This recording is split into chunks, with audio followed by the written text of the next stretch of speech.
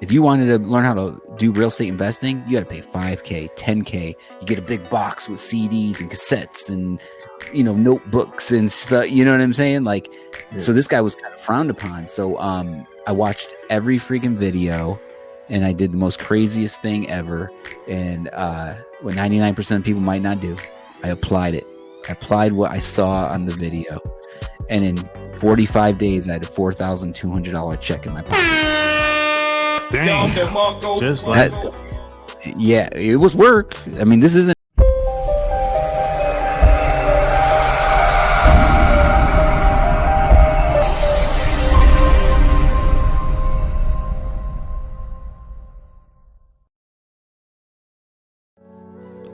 This episode is brought to you by the best AI software online called Goody.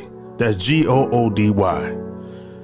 Goody will help you create all content for your blogs, websites, newsletters, articles, ads, and even pictures, LinkedIn posts, Twitter, you name it. All you got to do is go to lopazthesane.com/Goody. That's Goody. And the best part about Goody is absolutely free. That's right. It's free for the first 7 days. You can cancel at any time. Goody will help you create all your contents for your blogs and websites online. And it's 100% absolutely free, full access for the first 7 days. All you got to do is go to my website. That's lopazthesane.com/Goody. That's Goody. Or just click the link in the show notes and get started today. Welcome to another episode of the Online Marketing Secrets Podcast. I'm your host, Lopaze, so like and share this episode.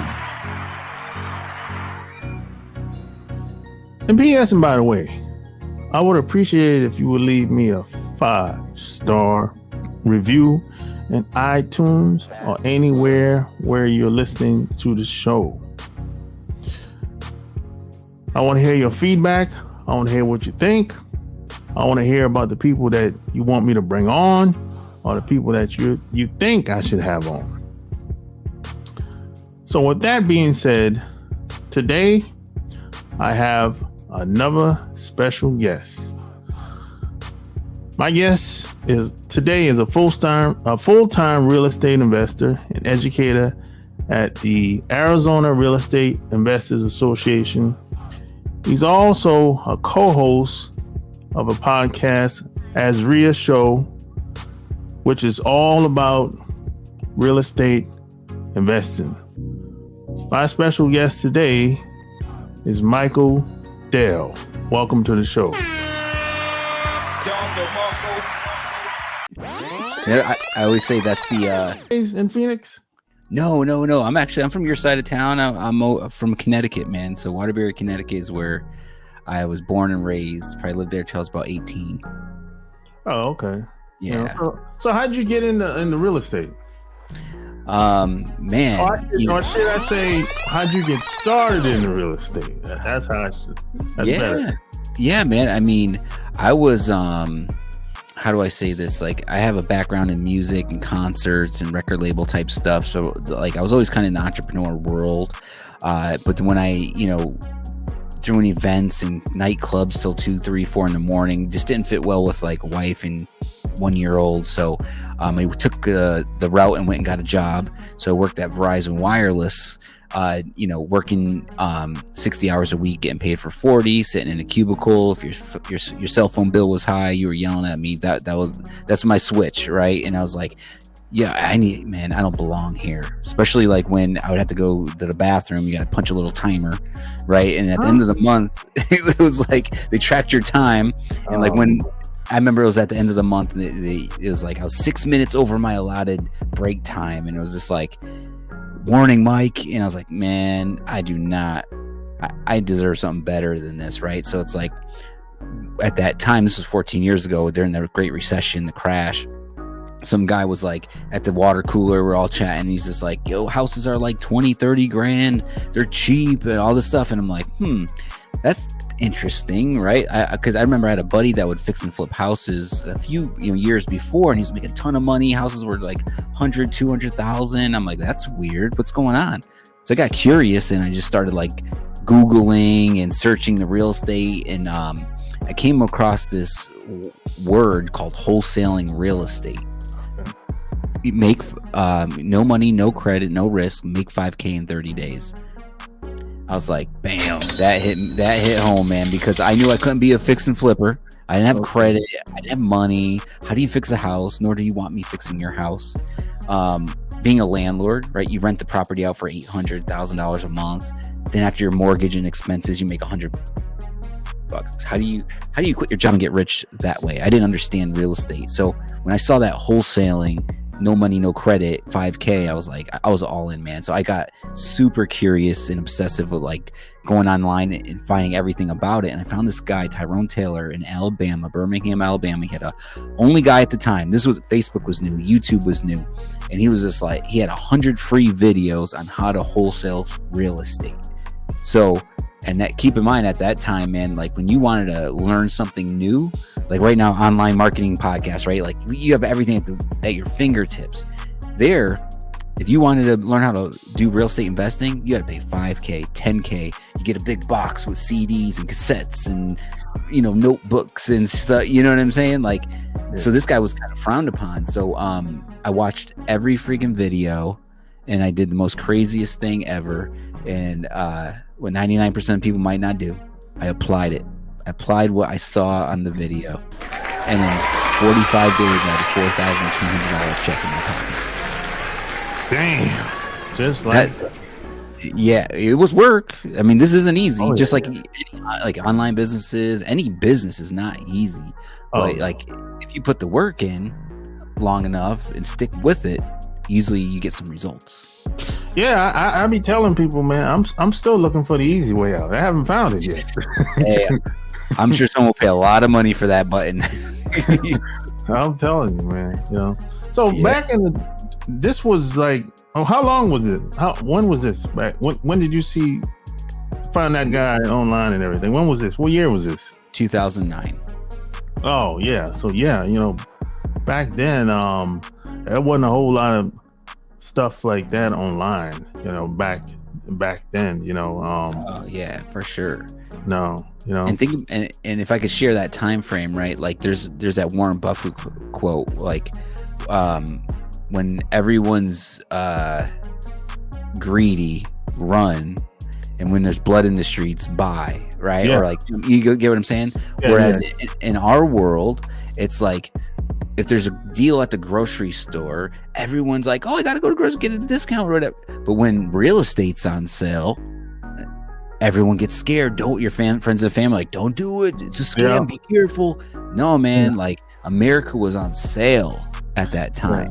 And people, my friends, family, no, you're gonna leave your job for that. Oh, no. You love them and all. Yeah. They're looking out, but you're taking advice from people that don't own houses. So and this was after the crash too. Yeah, it was like right after it. Like it was still like it crashed in like, what was it, 6, 7 or something like that? Yeah, I think it was like 2008, 8ish. Yeah. It was still down here in Phoenix, like supply and demand. Like once it was a boom right before it, right? It crashed, and then you have millions of houses available, and no one wanted to buy them. So Phoenix was the first area that you focused on. Yes, because I was here at the time. I moved here years back, right? So like I think I moved here in 97 or 98ish, right? And I was already living here, and I was in the music business, and then met my wife, and then then I went to Verizon Wireless, and then this whole, by 2009, this one has started. Okay. Okay. So, like while you were buying houses, did you get any big deals like apartments and like corporate buildings? Did you focus on a lot of that stuff? No, my main focus was single family houses. So townhouses, mobile homes, land. I would do multifamily, like, 4-unit, 6-unit, 10-unit buildings. That was kind of like my expertise area where I figured out how to do the business. Yeah. So like if you look at the markets today, the real estate market today versus how back then, 2009, what are some big differences that you see? Well, we're in a very unique scenario, right? Like I said, usually when the market's down, there's a lot of houses available and less people interested in buying. When the market's hot, everyone wants to buy, but there's less houses. Yeah. Right. So now we're in this, we're like the COVID boom, everything boomed up. Like now what had happened, it's a weird dynamic that we've never been in. So now it was a hot market, right? Everyone wanted to buy, but then we had no houses for anyone to buy. Yeah. Right. And not only that, because of the crash here in Phoenix specifically, I'm sure it's happened around the country, we underbuilt homes. So in a decade, we usually build on average a certain amount of houses. We built half of that. In Phoenix's dynamic, we're one of the fastest growing cities in the country. So we have jobs and population growth, which is the key to real estate. So now we have more people, more jobs, and the housing supply didn't keep up. Now you got all these people that want houses, and there's just not enough houses for them to buy. So prices, right? Everything goes crazy. People are overpaying. So we went through that world. Now the interest rates then doubled. So now you got high prices. So we used to have high pricing houses pricing going up, but low interest rate. So the affordability to get in a house was still possible. Then when the interest rates doubled, your payment doubled on those high priced houses. Now they're unaffordable. So the market starts to pull back and slow down a little bit, right? So right now we have pent up demand where people want to buy, they're qualified to buy, but the houses are a little unaffordable, or they're just waiting to see if the interest rates drop so they can get a better deal. So there's a lot of unique things going on. So that's kind of where we're at now, at least in the Phoenix area. Yeah, I know where I'm at. Almost everything's overpriced here. I know for a fact. I think, you guys are experiencing pretty much the same thing. You guys, Charlotte's blowing up, man. Yeah, people still buying it though. So, oh well, or you figure out how to buy differently, right? As investors, with the real estate investor mindset is my world, right? So you got people who say, hey, I'm sure there's a lot of vacant land or infill lots all around Charlotte. People are just buying them and building on them. Maybe they're scraping a single family house and putting up a duplex or a fourplex or something, right? Yeah. So you're probably seeing a lot of that type of change in your area. Yeah. So let's go back to wholesaling. Yeah. Now, what made you think you could do wholesale? And after looking at all the videos, because a lot of people will look at all the videos or buy a product, either or, and be like, man, this is a lot of work, man. I'm gonna, So what made you think you could do it? What was it? Something that maybe you didn't have a choice? You're like, hey, it's do or die. What? Yeah, right. From my background, right, I jokingly always say this, like growing up in Waterbury, it's like your environment's your environment, right? Like my uncle was a foreman on a big apartment complex, like mowing lawns and building things. And I would always joke and say he used to operate heavy equipment and drink beer. So I was like, oh, that's what I'm gonna do. You know what I mean? So it's like that was my vision in life. So I wanted something better in life, man. I think that's all it really is. I wanted money. I wanted a better life, right? So it's like, I will say, after I moved to Phoenix and before wholesaling and all that, I was reading books like Think and Grow Rich, Success Principles by Jack Canfield. I was into all that self-help, motivation, surrounding myself around the right people. So like my perspective and the way I think and thought changed, man. I wanted to be rich. I was like, I didn't care. You know what I'm saying? I want to be a businessman. I want to make money. I didn't want to struggle. So I just fought not to be in that world. Yeah, man. Got you, man. So did you start like looking for properties all around the country at some point? No. Well, okay. So good question. So after I started learning it at 9, so 10 is like when I quit my job, 2010.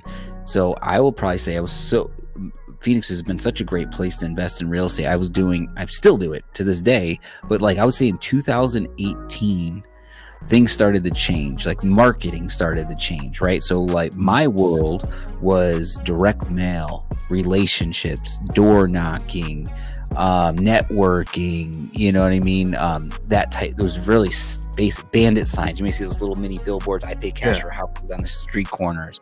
That was our world in marketing. Then around 18, people started taking the data, the name and address of people, and skip tracing it, meaning where you can grab their phone number now. Yeah. And then the dialers started coming about, right? Well, into our world, like cloud dialing, auto dialers, right? That was never in our world. So it was like direct mail. I used to go to homeowners' houses to see the view of the house. It'd be 30 letters from 30 different investors. It was so saturated. But out of nowhere, this skip tracing and cold calling at dialers started sneaking in our business. And once you adapted to that, it was me, like you get stuck in your ways after a while. You're like, yo, I gotta, like this, my marketing isn't working anymore and I'm not making money. I gotta change. And these young guys coming up, right? They're younger than me, always advanced on the technology. I'm like, I ain't skip tracing, I ain't doing that. You know what I'm saying? But I did it and it flipped my whole business, man. And like, so I say all that to say you have to adapt in business, right? And try new things. But once I did that, I got some confidence in changing the way I do things and more into technology, which ultimately more software comes out. We were never able to, like when we run our numbers on properties and analyze deals, we use MLS, multiple listing service, what real estate agents use. You have to be licensed for that little in any state. So I couldn't comp or look at a property in another city. So once the technology has been rolling out and these newer software and these data companies start coming out, they're giving you access to MLS in every single state. So yes, I ultimately started investing in Cleveland, Ohio. And I did some deals in Alabama, St. Louis. So yes, over time and technology, you're able to do, now wholesaling used to be local. Now you could wholesale nationwide from your home. I did my first year, I started wholesaling in Cleveland. I did 25 deals my first year from my kitchen table in Phoenix. Perfect. Okay. So yes, expanded ultimately. I did, but I did. So today you wholesale, you buy and rent, and no flips?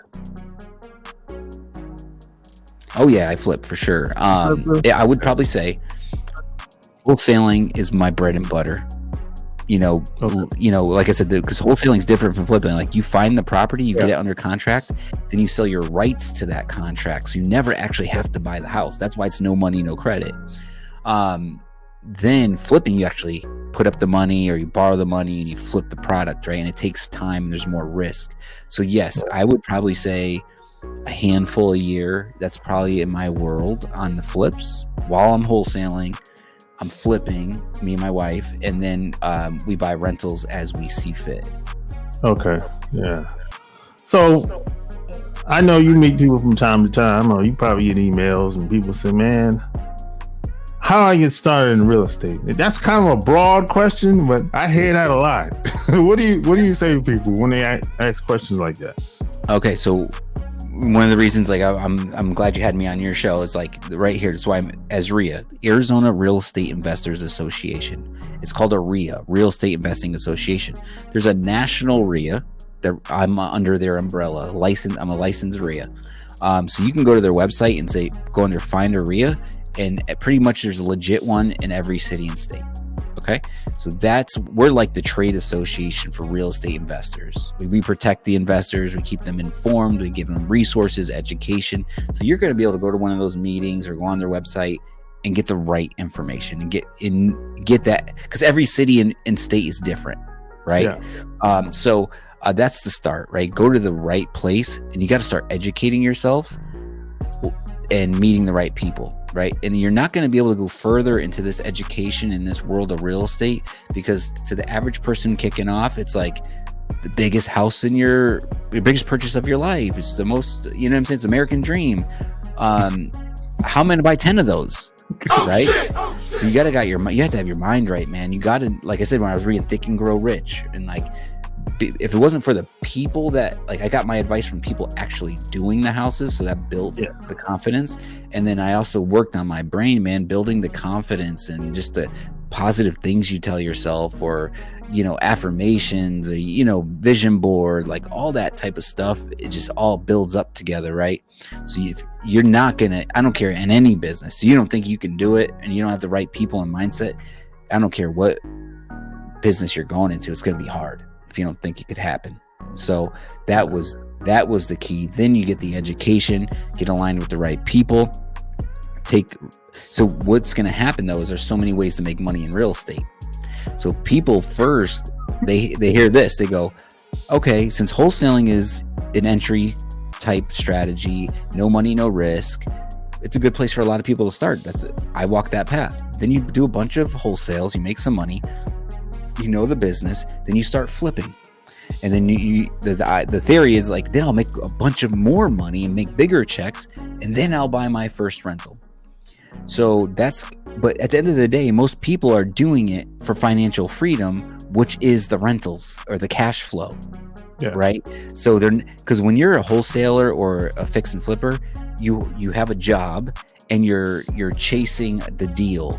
Right, so you're still working. You might not have a job, but you're working for yourself. But you're a transactional business. You're always chasing for the next deal to get to eat, which is okay.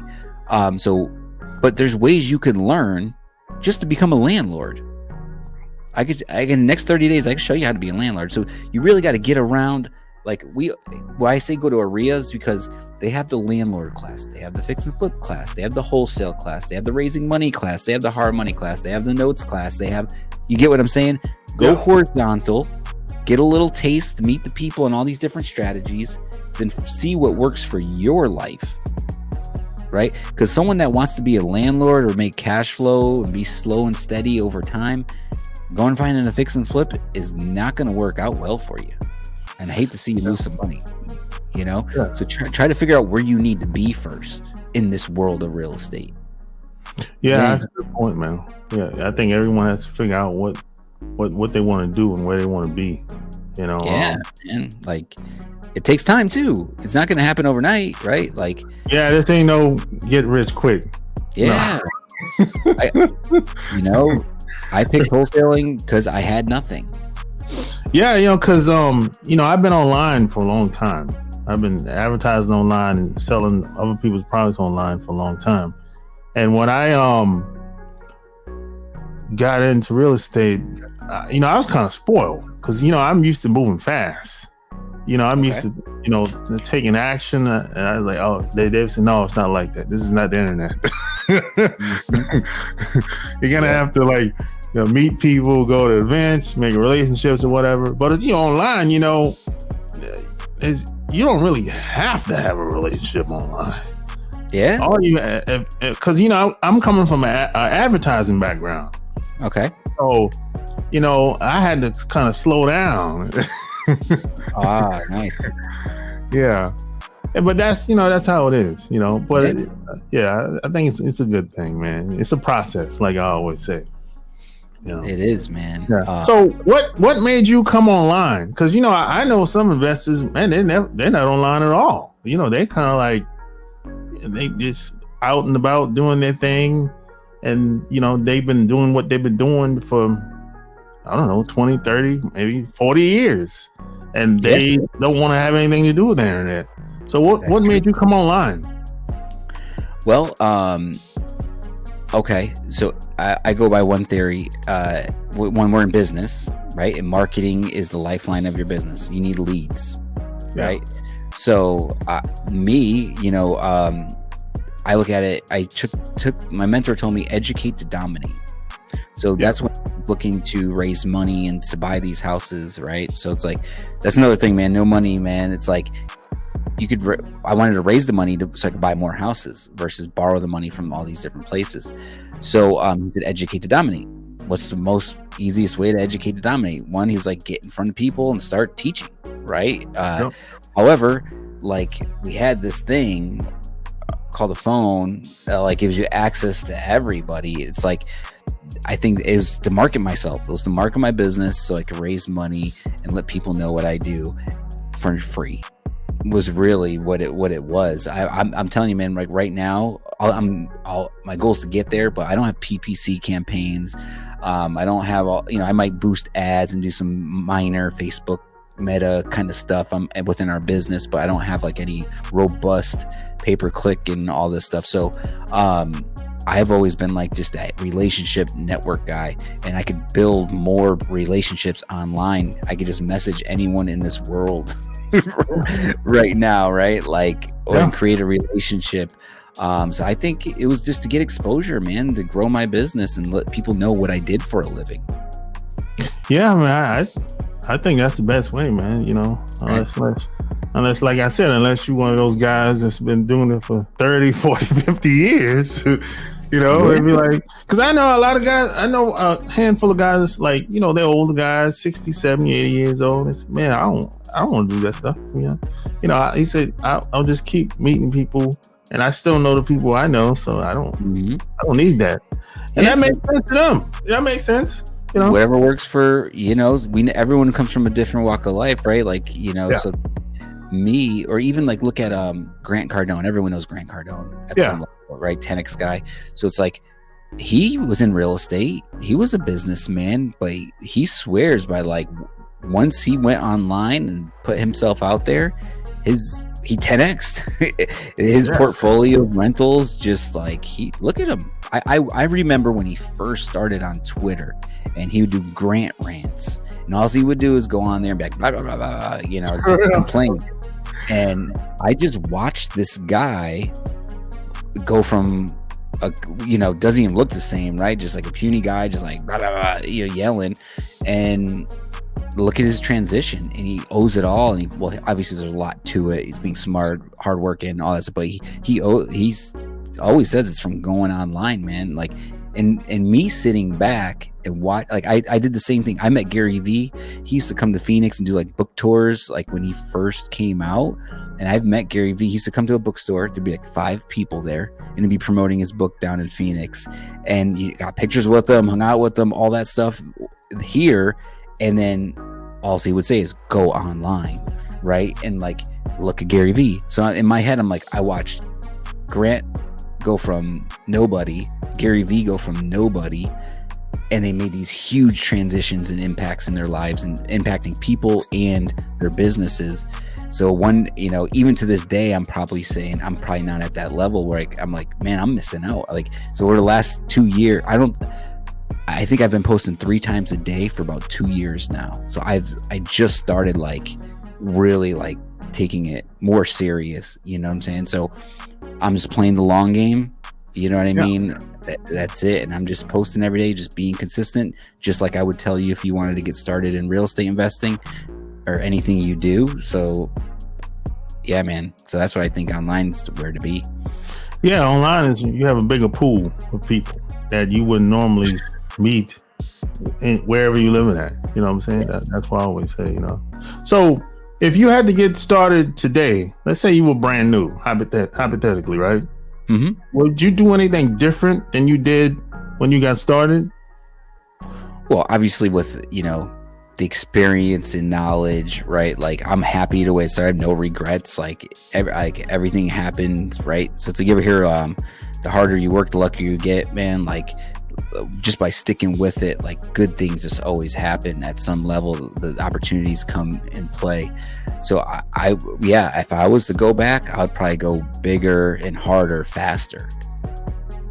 Gotcha, man. You're nervous at first, so you're a little scared, you're timid, you're building confidence. Yeah, I did a deal, but like one kind of limiting belief that you have, like when you're starting real estate, like you think you need to start cheap, like you need to do cheaper houses in tougher neighborhoods, mobile homes or condos. Then maybe I'll do single family, and then maybe I'll do multi. Like, just just have that roaring confidence up front, right? Yeah, I agree, man.